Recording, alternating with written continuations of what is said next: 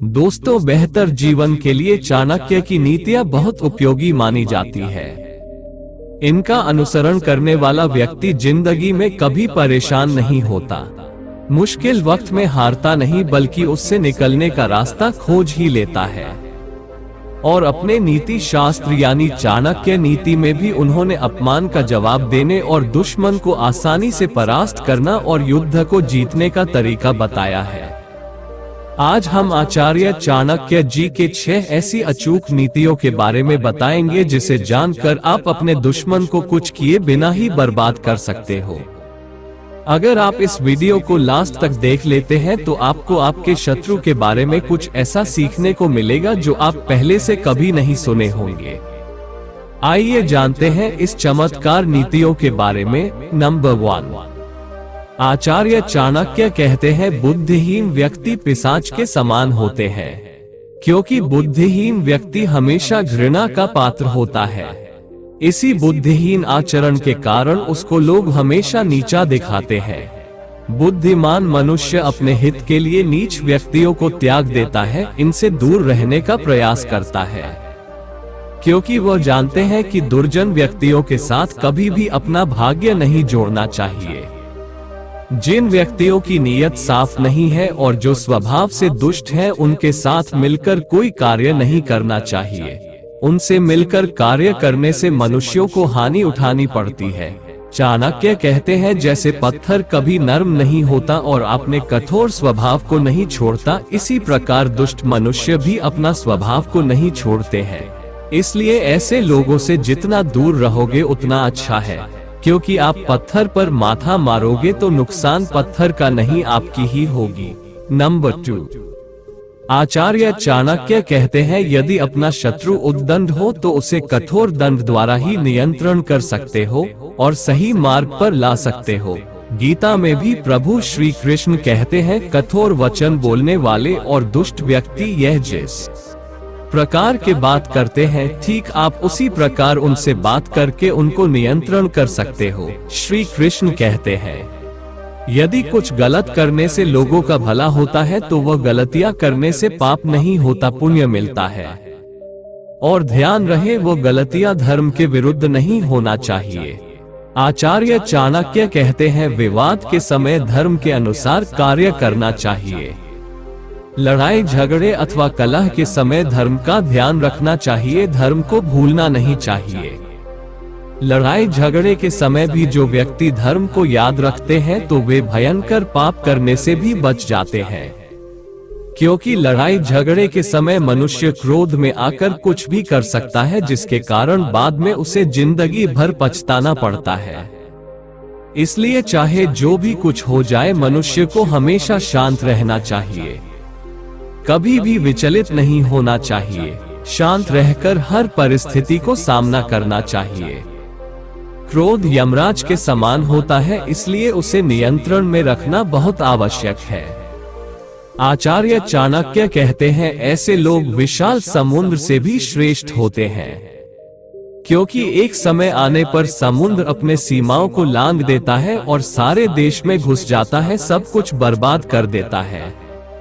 लेकिन जो श्रेष्ठ व्यक्ति होते हैं उनके सामने कितना बड़ा संकट क्यों ना आ जाए, कितना भी विकट परिस्थितियों चाहे कुछ भी हो जाए, परंतु वो अपनी सीमाओं को नहीं लांघते हैं।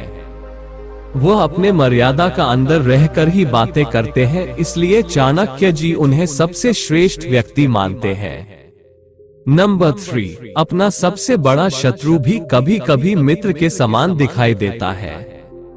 शत्रु मित्र के समान तभी दिखाई देता है जब लोभ के कारण उसकी बुद्धि भ्रष्ट हो जाती है। जब कोई व्यक्ति लालची और लोभी हो जाता है तो वह लोभ में आकर अपने शत्रु को भी मित्र बनाने का कोशिश करता है। इसलिए यदि अपना दुश्मन आपसे मित्रता का हाथ बढ़ाता है तो आप समझ लेना वह आपसे कुछ करवाना चाहता है। इसलिए उस समय उनसे दूर रहना चाहिए। दुराचारी मनुष्य अपने बुरे कर्म और पापों के कारण अनेक रोगों का शिकार हो जाता है और जल्दी ही मौत के मुंह में चला जाता है। परंतु जो श्रेष्ठ व्यक्ति होते हैं वह मन, वचन और कर्म द्वारा अपनी इंद्रियों को वश में रखने के कारण दीर्घायु होते हैं। ऐसे व्यक्ति का यश भी बढ़ता है और सज्जन व्यक्तियों का सभी सम्मान करते हैं। आचार्य चाणक्य कहते हैं, बुद्धिमान लोगों के शत्रु नहीं होते। बुद्धिमान लोग ये सोचते हैं कि सिर्फ मनुष्य ही अपना सबसे बड़ा शत्रु और अपना सबसे बड़ा मित्र होता है। यहाँ चाणक्य समझाते हैं कि कोई भी व्यक्ति कितनी भी छुप कर पाप कर ले, लेकिन पाप कभी भी नहीं छुपता, क्योंकि पाप करते समय सूर्य, चंद्र, पृथ्वी, जल, अग्नि, वायु और आकाश ये सब देखते हैं, और व्यक्ति जो भी कार्य करता है उसे उसके परिणाम अवश्य एक ना एक दिन जरूर भुगतना पड़ता है। इसलिए बुद्धिमान व्यक्ति कभी भी किसी से शत्रुता नहीं करते हैं, क्योंकि वह जानते हैं कि हम उसे जो जवाब देंगे वह एक दिन भूल जाएगा, लेकिन जब उसे वक्त जवाब देगा तो वह जिंदगी भर याद रखेगा।